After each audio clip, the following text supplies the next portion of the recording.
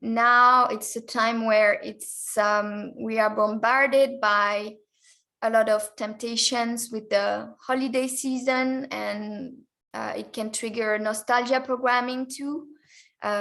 So I would suggest that to all of us to do our best to keep on uncording from all of that in however small ways we can, to kind of not give as much consent as we did, and to keep on reflecting on all the programming around the holiday season, because the exterior tell us to do certain things, that we do it, but it does interfere with our natural rhythm.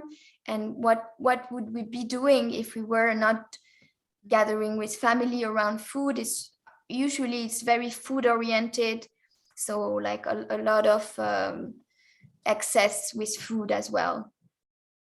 Also, now that we kind of lost some habits, like it's best also to stay away from maconic brand like Starbucks, or like even mainstream supermarkets in general. And also in supermarkets, sometimes they offer us food, like samples to try. This food is generally not so good for us. It can be poison, it can be cursed, and same for the food they offer in churches. It's not holy as they pretend it is. And generally the body kind of get rid of what it can, but there is always much more to get rid of. And so that's why we always have to repeat our effort to release obstruction, release like acidity in our body. And it's the same with our mind. We realize that it's like an ongoing process. It's never going to be done in one day. So we always need to keep aware and to push wherever we feel like we can push. So if any of you spend time with your family and around food, then you can also set yourself a goal, like in January, early January, to do a little cleanse, then like 1 week or 2 week, however you can. It's gonna help you reset if there is like an overindulging with food. The mucus free really is for me something really life-changing. It's one of the key to kind of get stronger with our timelines. For me, it's something that is addressing the root causes of disease, which are acidosis and obstruction. And here we talk about regeneration, because we have all the obstruction that is being like released. And when we are liquid fasting or eating our food liquid like this, usually we don't produce much residue. And with the mucus free, we produce a little bit of residue, but usually it's evacuated the same day, so it's not being stored. And that's what we want, is not to store more. And I noticed that especially if I combine the mucus free with physical, like yoga classes and a bit of walking in the woods, then it really helps to not feel completely trapped in an acidic cage or body. Signing petition, or all the form that we have online with the cookies, is trying to get us in contract. Protesting in the street is the same. We can feel it with that we are entering contract, and a lot of reels have been having problems when going protesting with police officer or stuff like that. But by the fact they are in the street, they have given agreements. So also we see a lot of false hope being generated around these protests that we see everywhere online, but it's part of the controlled information, and it's not the real solution, because by being in the street, people actually acknowledge the government and are in reaction against the authority of government, and not creating their reality, making abstraction of this fake authority that they want us really to believe in.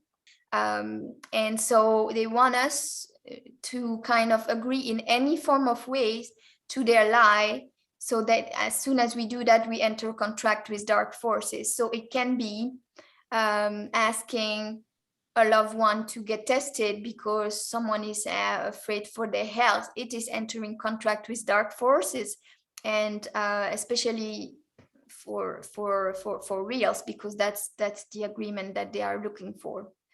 Also, we were talking about it last time, and that's something that I've been experiencing with some postmen, is like they try to positively cord you. So, and then you can feel that there is a cord between you and the postman, and it's also an agreement. And when I revoked that agreement, this postman actually disappeared from my reality, which was really, really interesting. Now they also have this postal service here. I don't know how it is for you, but here they come and knock at your door at 9 or 10 p.m. So we see how there was a new occasion where there was gangstalking with postmen at 2 corners of my house. So you really have to keep just repeating boundaries with them, because they are used to gangstal, harass, and hook into your energy, most of them.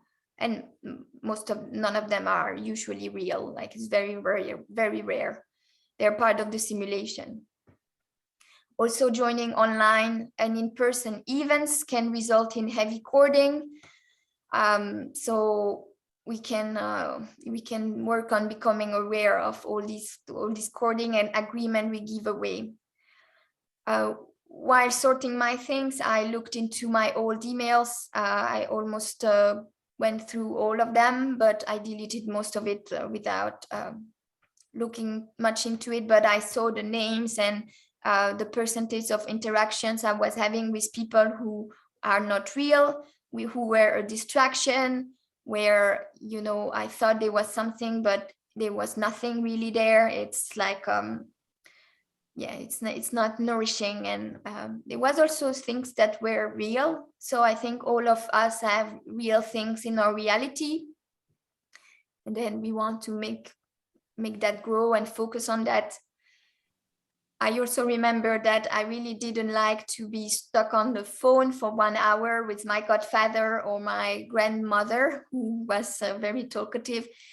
And now she's not there anymore. But I did tell my uncle, my godfather, that I wouldn't talk on the phone anymore. I was feeling obligated. I just didn't like it. But it took me a long while to actually express that. The place I get my food from, they do deliver on Saturdays, for example. Mm-hmm. So they deliver it at my door, and that's, you know, that's very, very convenient. Have been having that for a while now, maybe 1 year, and might not be like the best organic, but it's decent and good enough. And and all their truck drivers are also nice. There was not one person who was not nice, which is a good sign. You know, when you get these postmen who are aggressive, or then you kind of think. I had that with like someone who was delivering food baskets, and I stopped after two times. He was so angry and so just so aggressive in his attitude that I didn't want to have him around the house. Better stop the association. That's why, you know, if you get a negative postman or so, it's indicating that the service you are using is working with kind of dark energies. Mm-hmm. And then it kind of give you the hint that it's time to make another decision, so you can change and kind of link up with more like